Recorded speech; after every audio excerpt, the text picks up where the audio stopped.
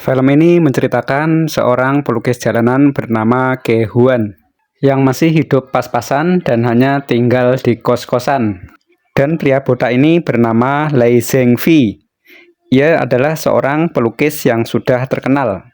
Terkadang Lei Zhengfi menjualkan lukisan Ke Huan. Walaupun saling kenal, mereka adalah rival. Karena wanita dari pria botak ini adalah mantan dari Ke Huan. Walaupun hidup pas-pasan, Ke Huan mempunyai pacar yang cantik. Ia bernama Si Aoyin. Si Aoyin ini adalah tunanetra. Ke Huan ini tinggal bersama temannya bernama Meng Fa. Ia juga seorang pelukis jalanan. Meng Fa ini menghabiskan uang hasil lukisnya untuk menyawer wanita pujaannya di media sosial, juga untuk membeli lotre. Suatu malam, Ke Huan melihat pesawat UFO dan terlihat alien turun dari pesawat itu. Ke Huan mencoba mengambil gambar dengan HP, namun ketahuan karena lampu flashnya menyala. Alien itu langsung menghilang dengan pesawatnya. Tapi ternyata alien itu meninggalkan sebuah pensil. Setelah bangun di pagi hari, Ke Huan hanya menganggap kejadian itu sebuah mimpi. Namun ternyata di meja ada sebuah pensil yang sama persis dengan kejadian semalam. Pada waktu Ke Huan melukis, ia kehabisan pensil. Maka ia mencoba pensil dari alien itu. Ia mengetesnya di sebuah kertas dengan membuat lingkaran. Namun secara ajaib, dari lingkaran itu keluar batu hitam. Penasaran, Ke Huan akhirnya menggambar sebuah apel. Dan benar saja, secara ajaib, dari gambar apel itu keluar apel merah yang sesungguhnya. Ia mencoba menggigit apel itu untuk mengetes keaslian dari apel. Dan benar saja, apel itu terasa sangat nyata. Ke Huan menceritakan kejadian itu kepada temannya Meng Fa. Meng Fa pun tidak percaya. Namun untuk membuktikannya, Meng Fa meminta Ke Huan untuk menggambar batangan emas. Namun setelah ditunggu, gambar itu tidak memunculkan batangan emas. Kesal, Meng Fa pun akhirnya menyobek kertas itu dan melemparkannya ke jendela. Secara ajaib, ternyata di luar gambar itu berubah menjadi batangan emas yang mengenai seorang pria tua. Awalnya pria tua itu pun marah, tapi setelah ternyata yang dilempar itu adalah emas, maka ia pun tak jadi marah dan langsung pergi membawa emas itu. Semakin yakin dengan keajaiban pensil ini, akhirnya mereka berdua menggambar emas yang lebih besar dan juga menggambar sebuah rumah. Namun menggambar sebuah rumah ini menyebabkan masalah karena rumah itu tiba-tiba muncul di tengah jalan yang tentu saja mengganggu orang dan bisa melanggar hukum. Akhirnya mereka menghapus gambar rumah itu. Dan secara ajaib, rumah itu pun juga lenyap. Akhirnya mereka berpikir lebih baik menggambar uang untuk bisa membeli rumah. Dan akhirnya mereka menggambar tumpukan uang. Dan benar saja gambar itu berubah menjadi tumpukan uang yang memenuhi seluruh ruangan. Dan begitulah akhirnya mereka berdua kaya dalam semalam. Sebelum pergi meninggalkan kos-kosan, mereka mentraktir semua teman-temannya membayar uang sewa selama 100 tahun. Kemudian mereka pergi meninggalkan kos-kosan. Langkah yang pertama mereka lakukan adalah membeli rumah. Di kantor properti terlihat pria botak yang merupakan rival dari Ke Huan sedang membeli rumah. Namun sepertinya ia tidak mampu membeli rumah seharga 15 juta yuan. Dan datanglah Ke Huan dan Meng Fa. Pria botak ini terkejut karena mereka berdua mampu membeli rumah seharga 50 juta yuan. Dan mereka membayarnya secara cash. Dan terlihat pegawai properti semua menghitung uang itu karena memang jumlahnya sangat banyak.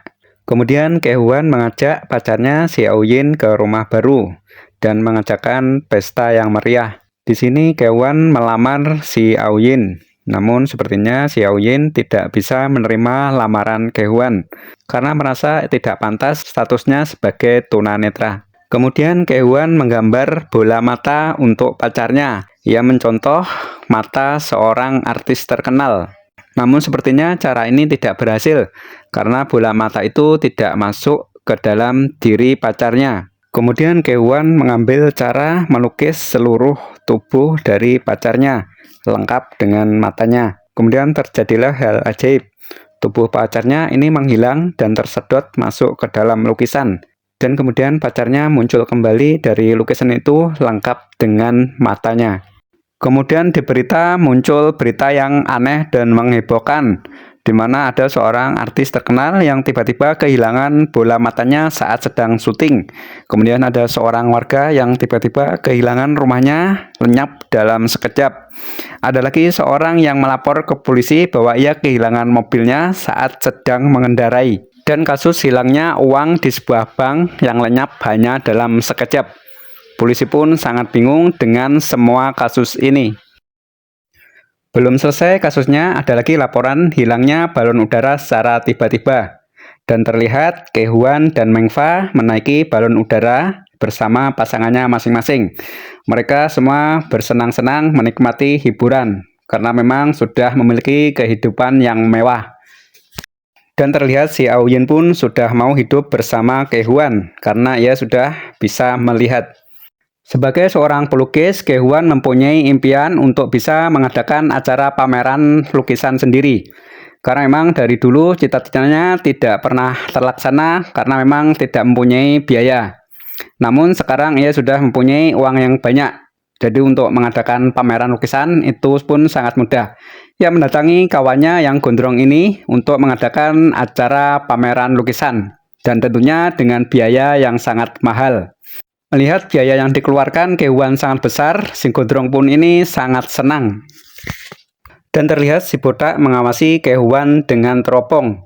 Ia masih heran kenapa Kehuan bisa berubah menjadi kaya hanya dalam semalam. Ia masih menebak-nebak apakah ia mencuri, merampok, atau memang menang lotre. Ia memerintahkan anak buahnya untuk menyelidiki, namun hasilnya masih nihil. Kemudian ia melihat berita tentang kasus hilangnya rumah, uang, mobil, dan sebagainya. Merasa kasus itu ada hubungannya dengan Kehuan, si botak pun menelepon polisi. Ia mengatakan bahwa Kehuanlah dibalik kasus-kasus itu, karena terbukti Kehuan bisa kaya hanya dalam semalam. Dan tibalah acara pameran lukisan Kehuan. Terlihat pria botak pun ikut hadir. Dan juga dua orang polisi yang juga hadir di pameran Kehuan. Yang tentu saja dua orang polisi ini sedang melakukan penyelidikan. Merasa ada bukti, polisi pun menginterogasi Kehuan dan Mengfa. Keduanya ditanya kenapa ia bisa kaya dalam semalam. Mereka pun dikaitkan dengan hilangnya uang di bank, rumah, dan mobil. Akhirnya Kehuan mengaku kepada polisi bahwa ia mempunyai kemampuan khusus. Untuk membuktikannya, polisi meminta mereka membuat mobil Ferrari. Dan benar saja, tiba-tiba muncul mobil Ferrari merah di hadapan para polisi ini. Dan akhirnya Kehuan dan Mengfa dibebaskan, karena memang belum ada cukup bukti.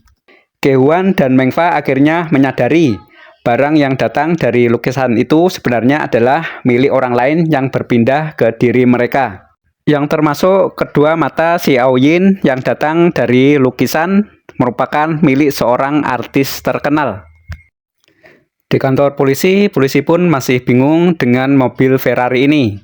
Dan benar saja, ternyata ada laporan kehilangan mobil Ferrari di sebuah toko. Terlihat polisi masih mengawasi rumah Kehuan. Mereka masih belum bisa menangkap Kehuan dan Mengfa karena memang bukti belum cukup. Di dalam, Kehuan dan Mengfa pun khawatir jika nantinya mereka akan ditangkap polisi. Dan tiba-tiba datanglah tamu seorang wanita. Wanita ini adalah istri pria botak yang merupakan rival dari Kehuan. Wanita ini terlihat penuh luka di wajahnya. Sebenarnya wanita ini dulu adalah pacar Kehuan, namun telah direbut oleh pria botak itu. Sambil minum, wanita ini menceritakan kesedihannya selama bersama pria botak. Ia menyesal telah meninggalkan Kehuan. Terhanyut, Kehuan akhirnya pun minum bersama mantannya. Ia pun sampai mabuk parah dan menceritakan tentang pensil ajaib.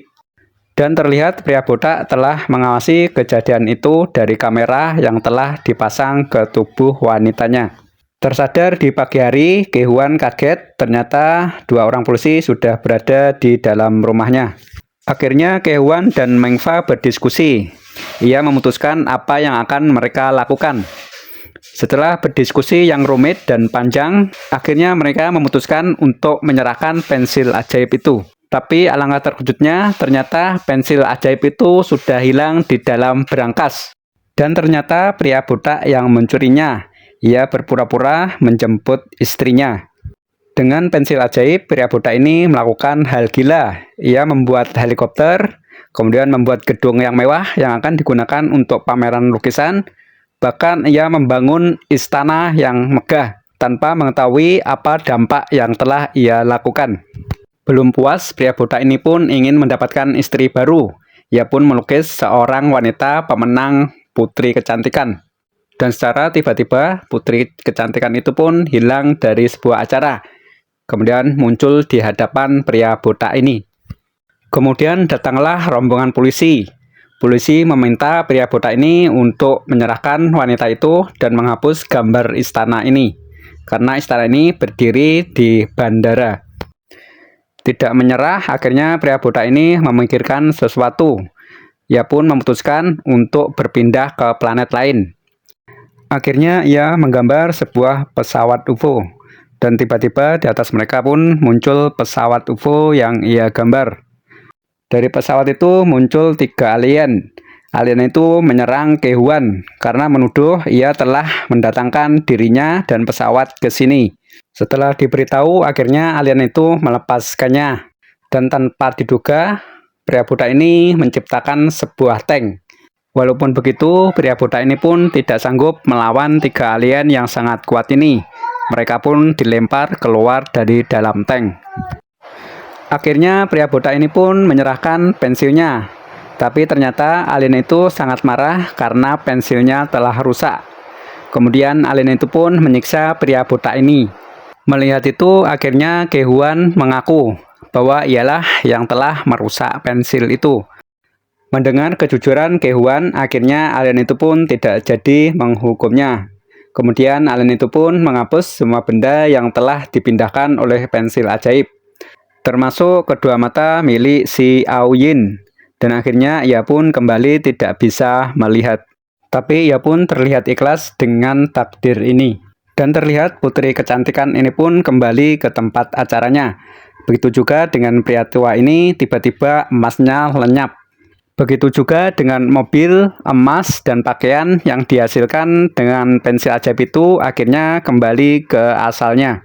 Bapak kepala buta ini kehilangan pakaiannya karena ia memakai pakaian dari pensil ajaib. Dan ternyata alien itu melakukan kesalahan karena pesawat yang ia naiki ternyata sudah berpindah ke tempat asalnya. Maka ia pun segera mengejar pesawat itu. Dan akhirnya bapak kepala buta pun dan pengawalnya ditangkap polisi atas tuduhan percobaan pemerkosaan dan mengganggu kepentingan publik. Dan terlihat inspektur menghargai kinerja dari Ge-hwan.